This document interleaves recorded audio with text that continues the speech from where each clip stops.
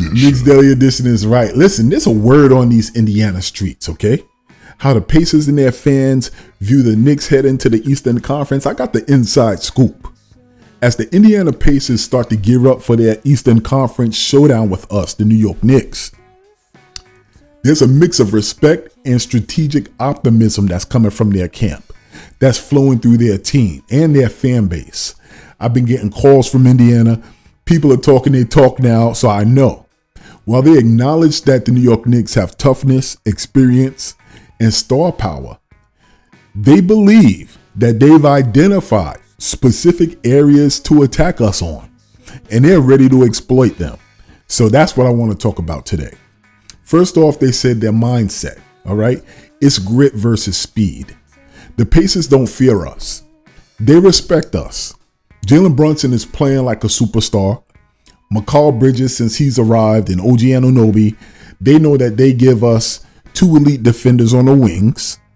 Josh Hart, they already know, is an Iron Man for us and a triple-double threat. Karl Anthony Towns, they're well aware, can match Turner, stretches the defense. And this is arguably his most rugged season, giving us the most rugged starting five we've had with Brunson, Hart, Bridges, OG, and Towns. But Indiana sees an edge in their own identity in terms of having pace, ball movement, and depth. They know that the Knicks thrive in the mud. So the Pacers want to turn the Eastern Conference Finals into a track meet and not a wrestling match. And I think that's an area that they feel they have an edge. Now, what the Pacers think they can exploit are a few things: pace and legs. This series is a clash of styles. The Knicks want to grind the game down and slow it up, muck it up. Pacers want to fly. Indiana leads the league in pace and transition offense. And they believe that with our team and our core starters, especially Hart and Brunson, they believe that they've logged a lot of minutes and that they can wear down those two players by the second half of games. If the Pacers can push tempo relentlessly, they think that they can drag the Knicks into deep water and drown us. The second thing that jumps off the board that they think that our second unit is thin. And they might have a point. Our bench has gotten a little bit shorter with the trades, but it still packs a punch. We have Mitch Robb now coming off the bench with rim protection, second chance points. We got Deuce, who brings defense and a streaky shot at times. We have Campaign, who's a good playmaker, a chewer with energy and versatility. That's us. But Indiana sees a rare opportunity there, that their bench that has Nembhard, Mathurin, Toppin, McConnell, they think they're deeper and more dynamic than we are. Pacers plan to win the second unit minutes, especially when Brunson sits down. And they say that that's when they want to flip those games in their favor. And then they believe that their point guard, their superstar point guard, can excel in matchup hunting. Everybody knows that he's elevated his game in the playoffs. He also knows us and that we switch a lot defensively. So the Pacers believe that Halliburton can hunt mismatches with us, especially if Campaign gets caught out there or McBride or even Towns get caught in isolation off switches. Indiana is going to try to use ball screens to get Halliburton going downhill and to force our defense to rotate or to collapse. And they think that that'll lead to some open threes and some lobs. So adjustments is going to be the name of the game in this series. But also, I think they plan on focusing defensively on Brunson.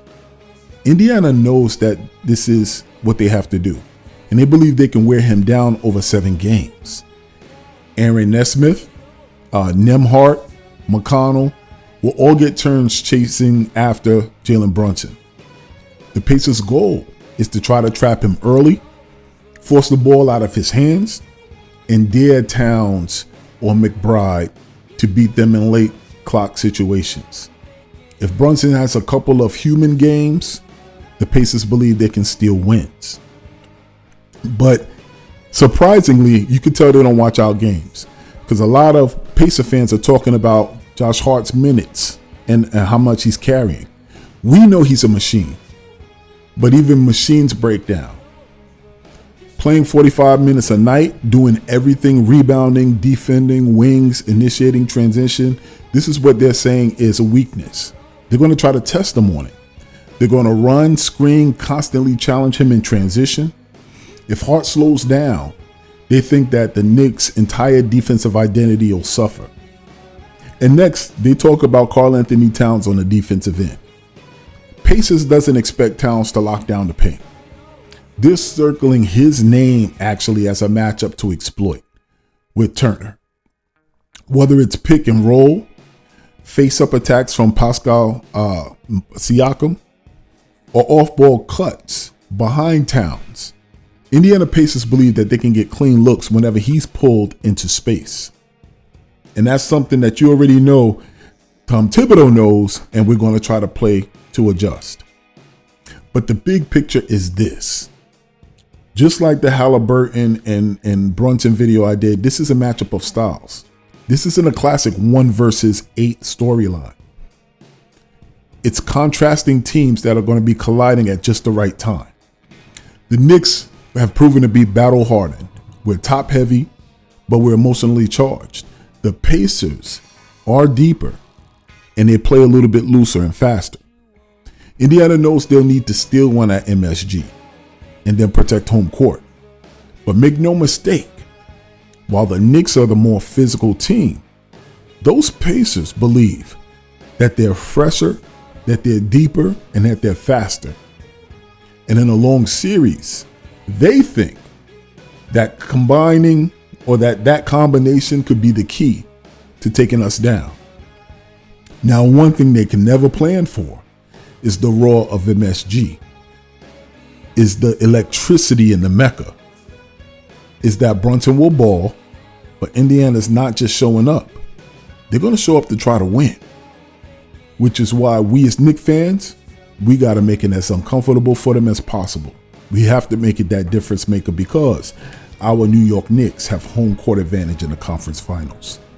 I'm hyped for it. What say you? Keep this in mind. Same thing applies to life that applies to our team. If there's no struggle, there's no progress. But remember this, whether it's out there in the real world or here in these YouTube streets, here in Knicks Deli, everybody eats. I'm your boy Shea, and I'm out. Peace.